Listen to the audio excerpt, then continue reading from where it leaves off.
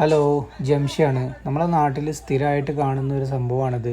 ബസ്സുകാരുടെ അമിത വേഗതയും വണ്ടി അവിടെ തട്ടി ഇവിടെ തട്ടി പിന്നെ അത് പ്രശ്നമായി അടിയായി ഈ ഒരു സംഭവം സ്ഥിരമായിട്ട് കാണുന്നതാണ്. ഇത് കാണുന്നത് സന ബസ്സാണ്. ഈ സന ബസ്സിൻ്റെപരമായിട്ടുള്ള ഒരു വീഡിയോ ഞാൻ കുറച്ച് മുമ്പ് പോസ്റ്റ് ചെയ്തിരുന്നു. അതിൽ വന്ന കമൻറ്റ് കൂടിയാണിത്.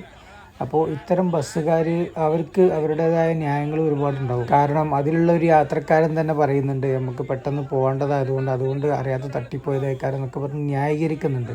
ഇത്തരം യാത്രക്കാരാണ് ഇവരെ ഇങ്ങനെ രൂപത്തിലേക്ക് മാറ്റുന്നത്. അത് വേറൊരു സത്യമാണ്. പിന്നെ അവർ പറയുന്ന ന്യായം എന്ന് പറയുന്നത് സമയത്തിൻ്റെ ആണ്. നിങ്ങൾ ഏത് സമയത്തിൻ്റെതാണെങ്കിലും യാത്രക്കാരുടെ വിഷയമാണെങ്കിലും ജനങ്ങളുടെ സുരക്ഷയാണ് ഏറ്റവും വലുതായിട്ട് നിങ്ങൾ കാണേണ്ടത്.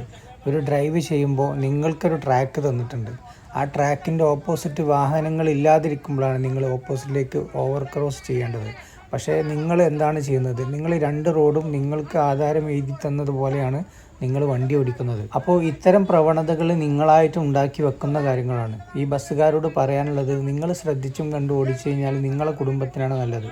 അല്ലാതെ നിങ്ങൾ ഏത് നാട്ടുകാർക്ക് വേണ്ടിയിട്ടാണ് ഈ അധ്വാനിക്കുന്നതെന്ന് നിങ്ങൾക്ക് തന്നെ ഇപ്പം മനസ്സിലായി കാണും. ഇത്തരം സംഭവങ്ങൾ കാണുമ്പോൾ ഉള്ളിലുള്ള യാത്രക്കാരുടെ ആവശ്യം നിറവേറ്റി കൊടുക്കുക എന്നത് മാത്രമല്ല, പുറത്തുള്ള യാത്രക്കാർ, അതായത് യാത്ര ചെയ്തു വരുന്ന ആളുകളുടെ സുരക്ഷ കൂടി നിങ്ങൾ ഉറപ്പാക്കണം.